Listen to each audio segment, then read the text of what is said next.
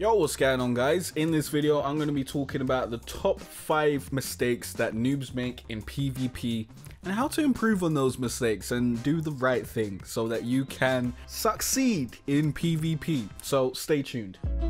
It's been a cold winter and it's lasted far too long.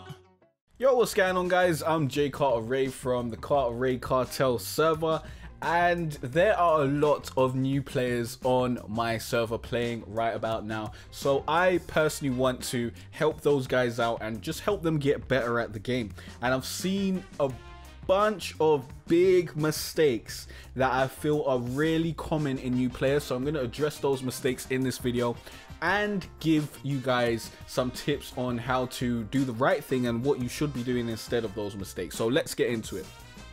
These are in no particular order. I've just made a list of 5 of the top mistakes, and yeah, let's get into it. Number 1, building a large base for no good reason. I see this happen all the time. I see people just building a super big base for no reason. Like, why are you building a big base? And I also see people just building a large perimeter before they even have any defenses. Now, what these things do to you, building a big base, building a large perimeter of dino gates when you don't need it, what these things do is they make you very, very visible. They make it very easy to spot you so that anyone flying over doing any of their business will see your base and you will get raided. So don't build a big base. The only reason you should ever build a big base is because you need it, because your tribe is so big and you need to expand. You should always start small, start as small as possible, keep everything compact, try to pack everything that you need in that base into as small a space as possible, and expand as you fully defend those small areas, and you can then defend your expansions, because you don't want a big large base and you're only defending a small part of it. That's pretty useless. You're going to have a bunch of weak points that people can get into your base through and just rob all your stuff. So the best thing for you to do is cover the shortest amount of area, not a large, big, expansive amount of area that you can't actually protect and just makes you look like a juicy target. Do a very small base, get some defenses up, and then you can expand your base when you need to. So don't build a big, large base for no reason, guys. That's number 1. Number 2, taming things you can't protect before getting turrets. I see this on my server all the time, and keep in mind my server is 25 times taming, so taming doesn't take as long as it does on official rates, which is, you know, really long. I don't know how you guys still do it. Like, I when I first played Ark, I played on official, but those taming rates are disgusting, man. But we're not talking about official versus unofficial right about now. The fact is that on unofficial, on official, it doesn't matter. You should not be taming a bunch of stuff before you have defenses in place to protect those tames, because the only thing you're doing is wasting time. You're wasting time by taming animals or dinos that are going to be dead by the time you log in. That is just the truth, because if you have no defenses, people can easily get into your base, steal all your stuff, and kill all your dinos. You need to be focusing on having a place that can store dinos before you actually go out and spend the time taming dinos. So keep that in mind.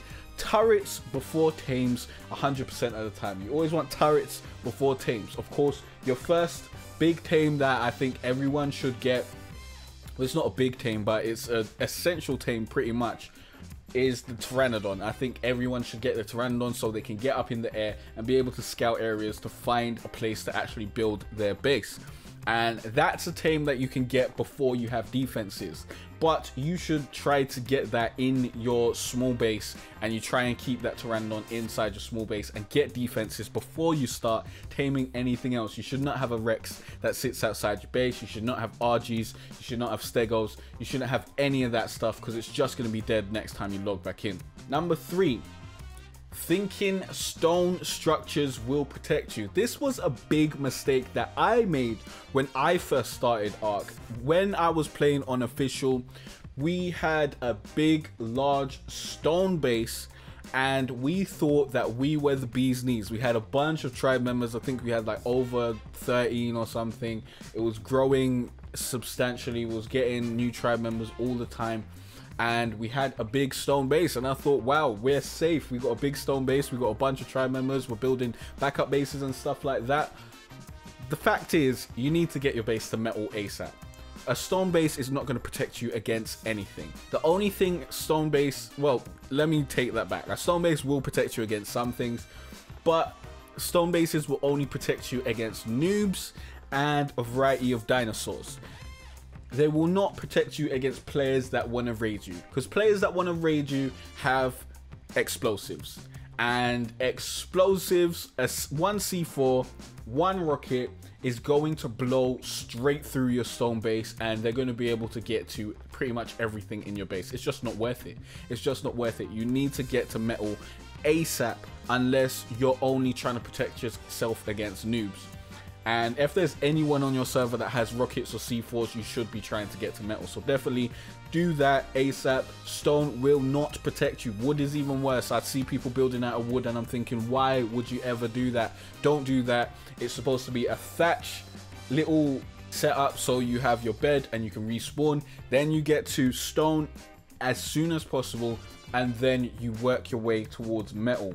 Do not stay at stone. Do not start building backup bases when you're still, well, I mean, you can build a backup base while you're still at stone if it's taking you that long to get to metal. Especially unofficial, it can take a little while depending on how many people you've got in your tribe and depending on how focused you are. But try to get to metal. That should always be your priority. Get to metal as soon as possible and get turrets up. It's so important. Number 4, raiding and making enemies before you have defenses. I've seen so many players do this on my server, and I've seen people do it on official as well. It is just the worst thing for you to do. It's the worst idea. I don't know why people would go out and start raiding people when they don't have a base that's defended themselves, because all that does is create an enemy and create people who want to raid you while you are not able to protect against those future raids. And you do not want to put yourself in that position, because you can wake up without a base. So be sure to get some defenses up before you start raiding people, unless you have a very hidden base. But even then, I would suggest you try to get at least a little bit of defenses up, because people are generally going to search for your base once you start trying to raid people. So get some turrets up. Plant X's are okay against noobs. They're annoying against veteran players, but they are not going to stop anyone from getting into your base, because plant X's do not, well, they try to shoot explosives, but they're pretty bad at it. Turrets now will actually shoot explosives out of the air, so people will actually have to add another layer of strategy to their raiding process. They'll need to bring a dino that's able to tank the bullets of your turrets, or they'll need to attack the power source of those turrets and get rid of that before entering your base. If you just have plant X's, then all they really need to do is shoot into your base, like shoot a rocket into your base, blow open a hole, and just run into your base. Like, that's all they need to do. It's so easy. So definitely get some turrets up. Number 5, building in obvious places where your base is easily seen. I honestly have no idea why people do this. It may be because, you know, it's just easier to build in a place where you can find. Like, it's so much easier to just go to a place and be like, oh, I found this place, this looks like a good piece of land, let me start building here. But you need to actually think about how revealed your base is on the map. How easy is it for people to know where your base is, for people to discover your base, and for people to come to your base? You don't want it to be super easy, because if it is, then that means you're gonna get raided. You're definitely gonna get raided. You need to build as small and as secretive as possible when you're starting out, until you get some turrets, until you get like some reasonable defenses. I would say you want at least a fair amount of turret towers, at least 3 turret towers. I would go for like 10 before you start building big enough that people can see where your base is. But of course, you might not want to spend all the time on doing that. But don't build in a big obvious place where people can just fly past and see where your base is. That is really bad. Do not build where you can clearly see where it is when you're flying past. You want to be building in, you know, some sort of forestation, some sort of place where people don't usually go, some sort of place where it's difficult to get to, like building in the snow, or some sort of region like that where people generally are going to die if they explore too far into there, and it's going to be difficult for them to get there. Building in the swamp because there's loads of annoying dinos in there, like the snakes and the caprasutras.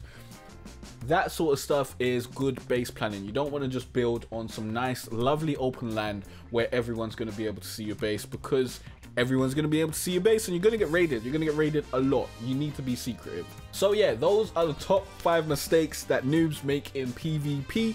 I hope this video helped you guys out. If you've got any other top mistakes that you see noobs making in PvP that you feel that they should change up, you got a way to, you know, improve on that and help them out, leave that in the comment section below. It really helps out, and we may do a second part to this video if there's, you know, enough stuff and there's enough interest in it. I may do a second part to help people out even further. If you got any questions, also leave those in the comment section below. Thanks for watching and liking and subscribing, and I'll see you guys in the next Ark Survival Evolved tutorial. Peace.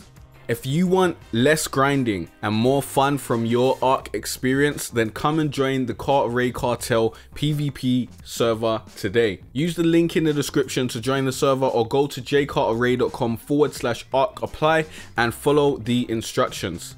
This is a boosted PvP server, so you don't have to grind for days to have an hour of fun like the official rates. All the rates and more information about the rules and the stats on the server is available at jaycartere.com/ARK apply and in my Discord server. We welcome mature players who don't cry when PvP happens on a PvP server. There will be no salty squeakers allowed. So if that's you, don't even bother registering or trying to come on the server. There are also monthly reward packages for patrons who help support the server. You can see all the available packages on the Patreon page. So please help support the server by becoming a patron at patreon.com/jaycartere.